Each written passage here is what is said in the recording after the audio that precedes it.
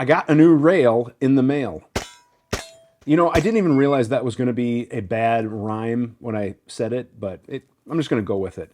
Anyways, I got this just in the mail, and I wanted to make a quick first look video because this is brand new, and I kind of wanted to, share with you guys what they came out with. Now, on the surface, we have kind of a traditional looking, handguard, M-LOK.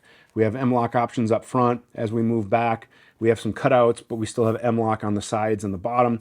But moving back here is where it starts to get interesting, and that's what I wanted to talk about. My name is Dave Tim from Guns and Tactics. Thank you guys very much for spending a few minutes of your day checking out this video with me.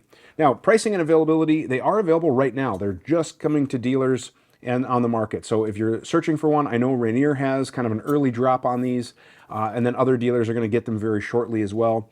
And as far as pricing, availability, all that stuff, they start out at 6.7 inches, which is obviously the shortest length, and then this guy is the 15.3. Pricing starts out at about $230 and goes all the way up to about $265 MSRP for the rails. Now, I did get one as a sample to check out, but I'm not getting paid to do this or anything like that, so this is my true opinion. And I'll tell you kind of my first thoughts, and we'll go ahead and throw it together and see how everything kind of comes together. Now, right off the bat, it looks pretty solid. Anodizing looks really good. No burrs or anything like that. No machining marks. So everything looks pretty good. My personal preference with rails is to get rid of these lightning cuts or these large cuts. I would rather just have M-LOK extend the whole portion. A lot of times with these lighter weight rails being so close to the barrel, they tend to heat up. And, I want to grip onto something, so I'll usually put rail covers on the M-LOK all the way around, but that's my personal preference. If you prefer this style, then rock on. And it doesn't really take away anything from the rail. I just prefer M-LOK. So that's my only observation right up front. Now, a couple things that I did like right off the bat is we do have QD sockets built in. I love it when rails do that. Having to buy one more accessory is just something I would prefer to avoid. So we do have limited rotation QD sockets built in, which is great.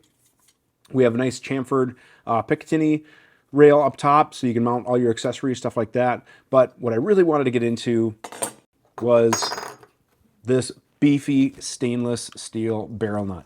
Now, beefy barrel nuts are kind of becoming more of a new thing, more of a common thing, I should say, which is great. So I always love to see that. But this thing is really, really well done. And it has these channels or ridges, if you will. And that is what interfaces with the clamping mechanism on the rail. Now, typically what we see with a clamping mechanism is we have two bottom screws and it kind of basically just clamps around the barrel nut. Maybe we have a top type system or, something similar to that.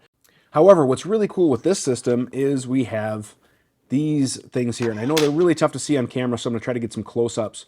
So what's going on is I kind of took one out here quick, is we have this small part right here, which you can see there's a flat. So as we have it in the unlocked position, it allows the barrel nut to pass through. But then as we go to the locked position, we now have this nice fit between the radius here and the radius here, really kind of camming everything together. It appears to be really solid. We're going to put it together here in a quick sec. But when I was playing with it beforehand with just the barrel nut, it looked like it locked up really solid. Also, what I liked is that because it's just unlock and lock, it is almost like a quick detach rail system. I don't have to worry about bringing a torque wrench with. I don't have to worry about, making sure things are in alignment. If I needed to take the rail off in the field, all I need is a T30 bit, which I carry in my range bag. Otherwise, they give you the included one, and it's almost like a quick release system. So I could see some people with piston systems, or maybe some sort of SBRs where you have a barrel, a shorter barrel with a suppressor or something like that, or rimfire applications where you need to take the rail off to do certain cleaning. There might be some legit pluses for you using a rail like this. All right, enough talking. Let's go ahead and throw it together. I've got one of my test uppers here, so I'm just going to throw that in the vise. And let's just throw it on quick and see how it looks. Before we get into installation, I do got to give props to Fortis. The instructions that they included are simple. They're very easy to follow. They have color, good quality photographs. They're right up front with telling you what you need for supplies. They list torque values, and when they demonstrate torque, they even show proper torque angle, which is something that is rare in the industry. A lot of people just have their torque wrench and they put the torque device on like so, where it extends, and that's actually incorrect. We need to account for proper torque angle, which is at a 90-degree angle like this, and they cover that. So what you need is you need a torque wrench with a receiver extension compatible tool. They recommend a 4 or 3 prong. You'll need some aeroshell grease, and then whatever hardware you need for your gas tube, muzzle device, stuff like that. So probably like an armorer's wrench. And then you'll need a vise and a fixture to hold your upper, obviously, while you're working on it. But installation appears pretty straightforward. So let's just kind of whip through this quick.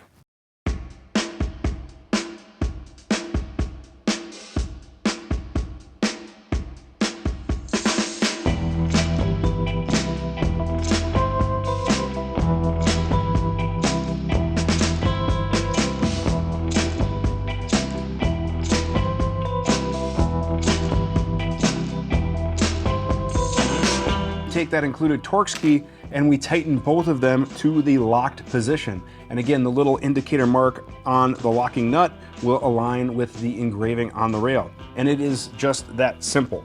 I didn't know how tight it would be once we kind of had everything together, but it locks up really solid. I don't feel anything or whatever. Believe it or not, some of the clamping systems on the market, if you don't get everything torqued just perfectly, you can kind of feel some play or some flex or whatever, but this thing feels pretty robust. So I definitely like what I'm seeing there. Let me quick throw it back together. I thought this was definitely kind of an interesting product. Now I'm going to use this a little bit more in depth and then kind of check back in probably a future video to kind of see how it's holding up, and we'll get some range footage and stuff like that. But I just kind of wanted to show you guys a new product on the market, which is the Camber Rail from Fortis Systems. If you guys have any questions about this or anything, go ahead and leave a comment in the section below, or we'll have a link to our webpage where you can learn more information as well. If you have a question about anything firearms related, you can send us an email to the email address shown, which is theqa@gunsandtactics.com. And at the end of the month, I answer your questions, and plus we give away a prize. If you like the content, please like, share, and subscribe. Share if you think any of your friends would like it. And if you want to support the channel, the best way is through our Patreon network. Thank you very much for watching, and have a great day.